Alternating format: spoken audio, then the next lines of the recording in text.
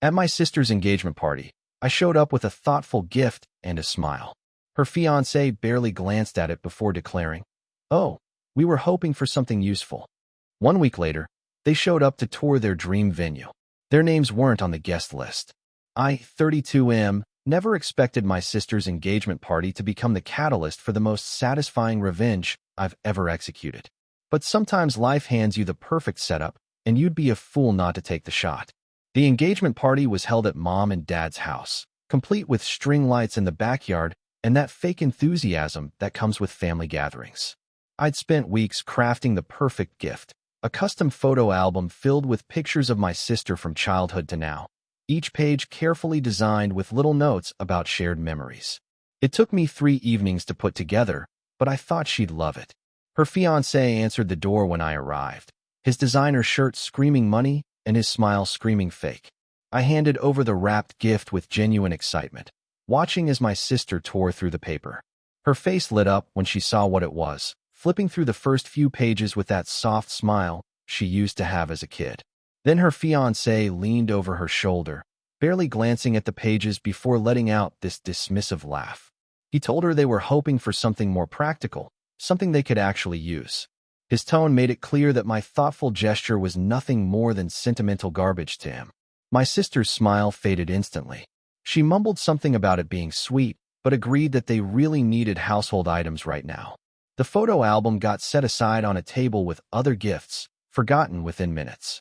I spent the rest of the party watching this guy hold court, bragging about their upcoming wedding plans. He mentioned repeatedly how they'd booked their dream venue, the Riverside Estate, apparently some exclusive place that books years in advance. He made sure everyone knew how connected he was, how he'd pulled strings to get them the date they wanted. What he didn't know was that I owned the Riverside Estate. I'd bought it 5 years ago as an investment property, a sprawling historic mansion with gardens that overlook the river. It's been my most profitable venture, booked solid with weddings and corporate events. The waiting list really is years long, and yes, it's exclusive. I keep my ownership quiet because I prefer people not knowing about my business dealings unless necessary. The irony wasn't lost on me as I listened to him brag about securing a venue at my own property. I'd heard the name when my event coordinator mentioned the booking, but I never connected it to my sister since she'd never mentioned her fiancé's last name around me. Small world, I thought, but I didn't say anything that night. The week that followed gave me plenty of time to think. I kept replaying his dismissive comment about my gift, the way he'd made my sister feel embarrassed about appreciating something heartfelt. The more I thought about it, the angrier I became. I called my event coordinator and asked her to pull up their booking file. Sure enough, there they were, scheduled for a spring wedding with a hefty deposit already paid. Everything was legitimate on their end. But as the owner, I had certain privileges. I spent 3 days researching their situation. Turns out, the fiancé had been telling people for months about this exclusive venue booking, using it as a status symbol in his social circle. He'd posted about it on social media, sent save the dates mentioning the location, even had engagement photos taken on the grounds. This venue wasn't just their wedding location, it was his bragging rights. That's when I decided to make my move. I instructed my event coordinator to call them and request they come in for a final venue tour and contract review. This is standard procedure for weddings booked more than 6 months out, so it wouldn't raise suspicions. She scheduled them for the following Friday at 2 p.m. Friday arrived with perfect weather, sunny but not too warm, the kind of day that makes the estate's gardens look like something from a fairy tale. I positioned myself in the main office, watching through the window as their car pulled up the circular driveway. They walked up to the entrance holding hands, him in his expensive casual wear, her in a sundress that made her look younger than her 28 years. She seemed excited, pointing out details of the architecture to him as they approached. He wore that same smug expression from the engagement party. My event coordinator met them at the door with her usual professional warmth. She led them into the main foyer, where the crystal chandelier casts rainbows across the marble floors. I could see my sister's eyes widen with delight as she took in the space. Then came the moment I'd been waiting for. My coordinator informed them that there seemed to be an issue with their booking. She apologized profusely but explained that their names weren't showing up on the confirmed guest list for their wedding date. Could there have been some mistake with the paperwork? I watched the fiancé's face cycle through confusion, then irritation, then panic. He started talking rapidly, mentioning the deposit, the contracts, the months of planning. My sister stood beside him looking increasingly worried as the situation unfolded. My coordinator remained apologetic but firm. She suggested they speak with the venue owner to resolve the confusion. She disappeared briefly and returned to inform them that the owner would see them now. That's when I walked into the foyer. The recognition hit my sister first. Her mouth fell open as she realized who owned the venue her fiancé had been bragging about securing. The fiancé took a few seconds longer, his brain clearly struggling to process how his dismissive future brother-in-law had suddenly become the person controlling his wedding dreams. I greeted them with the same professional courtesy I'd show any clients, asking them to follow me into my private office. The room overlooks the gardens where they'd planned to say their vows, and I made sure they had a clear view of what they stood to lose. I explained that there had indeed been an administrative error with their booking. While their deposit had been processed and their date initially held, a review of venue policies had revealed they didn't meet our current booking requirements.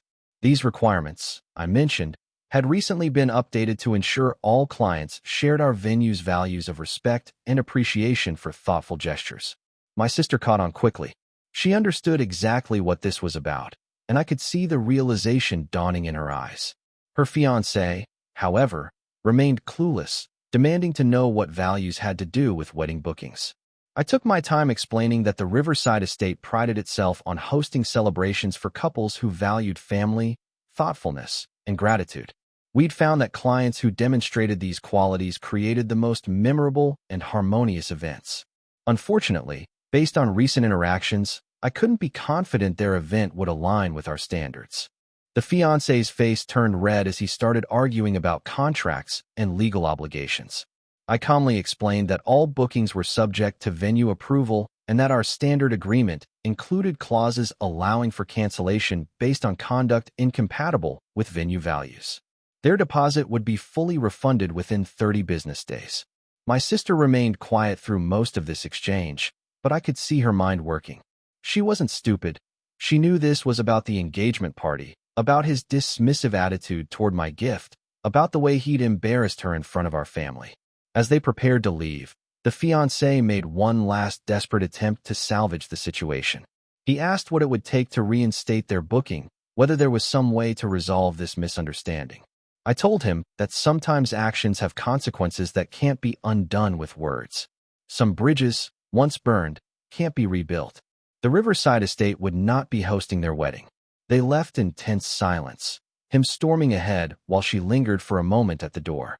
She looked back at me with an expression I couldn't quite read, part hurt, part understanding, part something else entirely. Update 1. The fallout began within hours.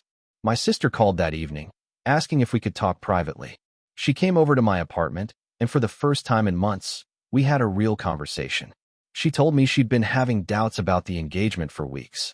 Her fiancé's behavior at the party hadn't been an isolated incident. It was part of a pattern.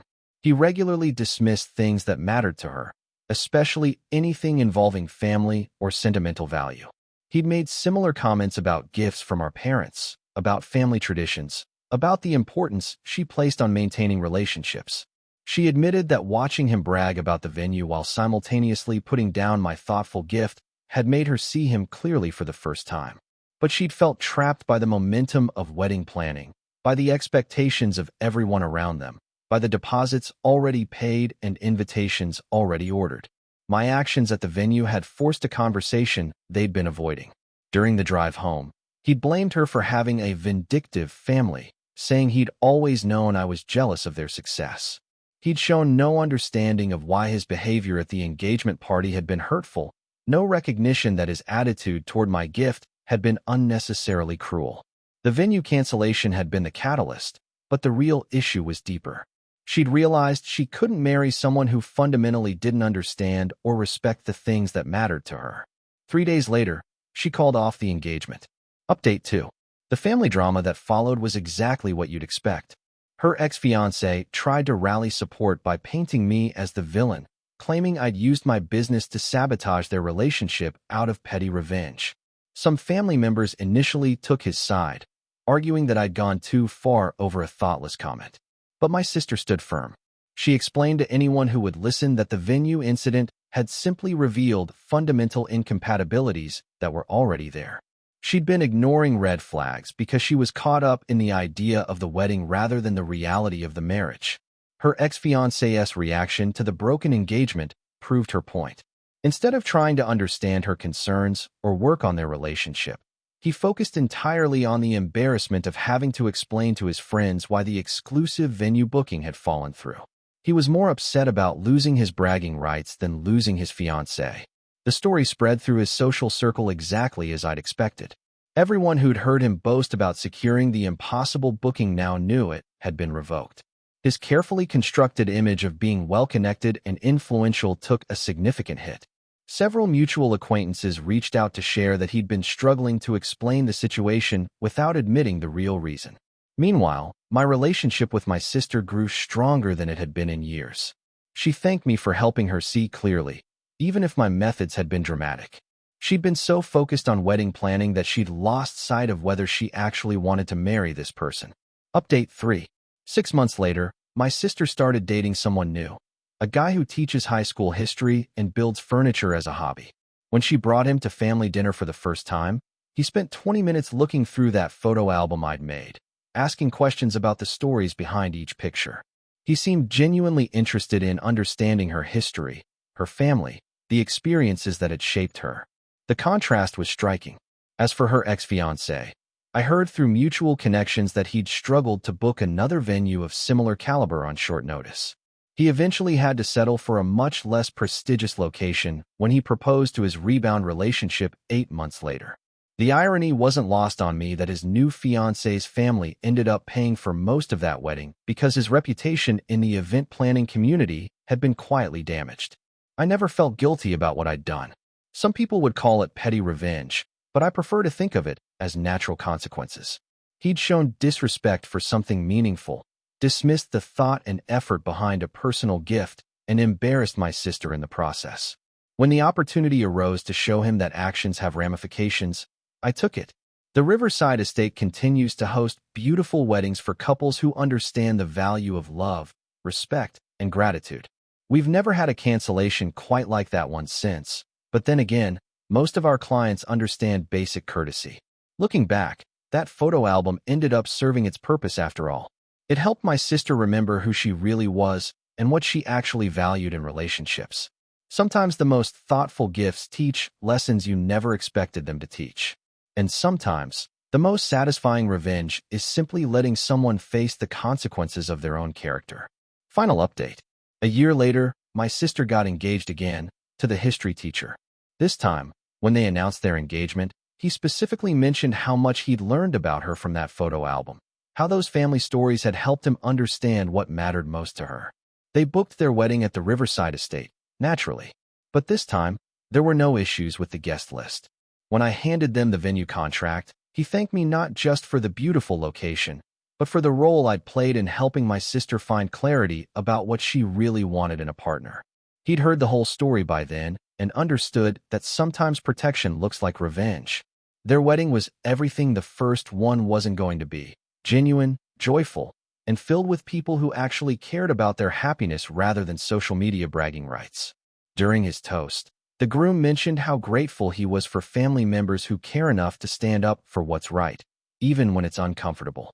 I kept the photo album on display at the reception. This time, it got the appreciation it deserved. Sometimes justice comes in the form of legal victories or public vindication. Sometimes it's quieter, more personal, and infinitely more satisfying. Sometimes it's as simple as making sure someone faces the natural consequences of treating others poorly. And sometimes, the best revenge is helping the people you love find their way to something better than what they were settling for. The venue is still booked solid, the waiting list is still years long, and I'm still selective about the couples we choose to host. But now I have an even better story to tell about why character matters more than connections, and why thoughtfulness will always trump arrogance in the end. My sister kept that photo album. It sits on her mantle now, next to pictures from her real wedding, the one that mattered, with the man who understood that the most valuable gifts aren't always the most expensive ones.